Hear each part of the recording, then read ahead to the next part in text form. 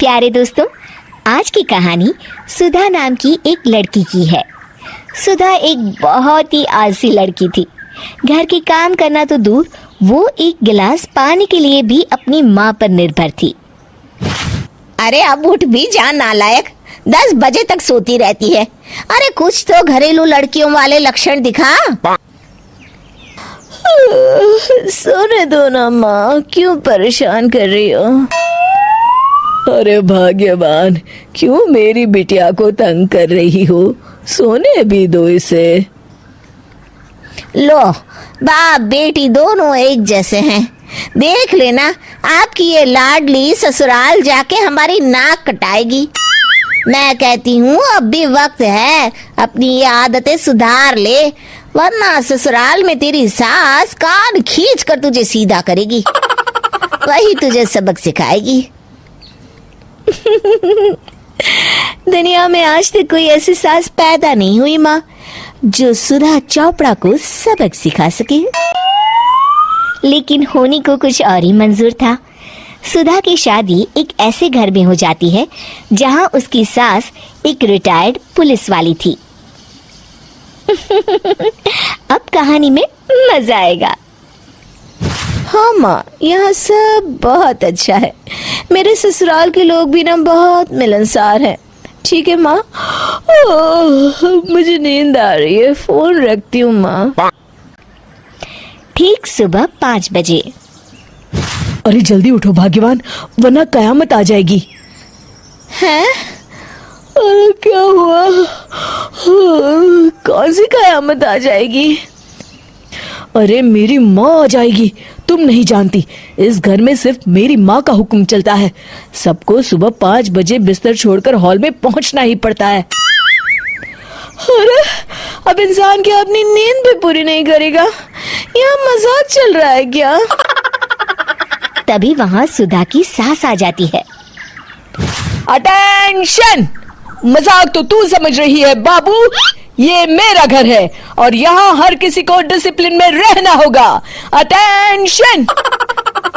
अरे माँ जी, लेकिन इतनी सुबह कौन उठता है? कौन होता है मतलब? हम सभी उठते हैं, रोज उठते हैं, और अब से तुझे भी उठना पड़ेगा। आखिर मैं पुलिस वाली जो ठहरी। अटेंशन! अरे माँ जी, लेकिन अब तो आप रिटायर हो गई हो ना। तो क्या हुआ? शेर कितना भी बूढ़ा हो जाए, शिकार करना नहीं छोड़ता। उसी तरह हम पुलिस वाले रिटायर होने के बाद भी अपने अनुशासन में ही जीवन जीते हैं। चलो अब बेकार की बहस बंद करो और उठकर हॉल में चलो। अभी आधा घंटा तुम सबकी परेड चलेगी। अटेंशन! अरे मैं कोई परेड नहीं करने वाली। सुधा की सास अपनी बहू का ये बर्ताव देख झल्ला उठती है।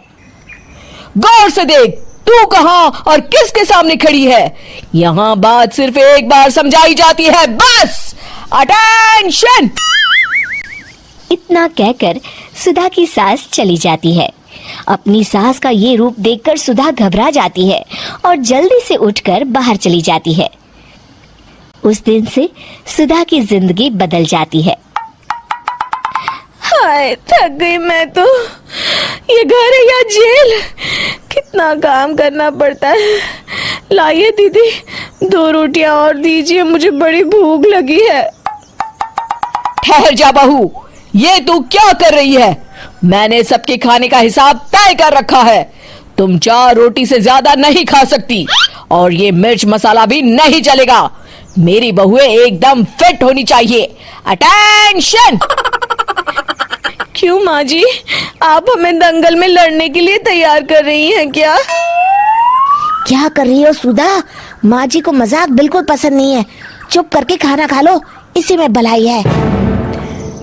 इस तरह धीरे धीरे सुधा अपने सास के रंग में पूरी तरह रंग जाती है, लेकिन इसका उल्टा ही असर पड़ता है। सुधा अपनी सास से भी ज्यादा अनुशासन की पक्की हो जाती है। सुधा की सास तो सबको 5 बजे उठाती थी, लेकिन सुधा सबको 4 बजे ही उठा देती थी। दूसरी तरफ सुधा की सास की उम्र भी हो चलती है। माँ जी, आजकल आप सुबह उठने में बहुत आनाकानी करती हैं। मुझे ये सब बिल्कुल पसंद नहीं है। अरे बहू, मैं तेरे हाथ जोड़ती हूँ, भगवान के लिए अब मुझे छोड़ दे। इतने सवेरे उठना और कसरत करना अब मेरे बस की बात नहीं है। माँ जी, आप मैदान छोड़ के भाग रही हैं। आप तो पुलिस वाली हैं। अटेंशन। अरे अब कहाँ की पुलिस वाली, अब तो मैं रिटायर हो चुकी हूँ। बस बहुत हो गया, अब तुम सब जैसे चाहे वैसे जिंदगी जियो और मुझे भी जीने दो। अपनी सास को गिड़गिड़ाते देख सुधा मन ही मन मुस्कुराती है। इस तरह उस दिन के बाद से सुधा की ससुराल वाले एक सामान्य जीवन जीने लगते हैं।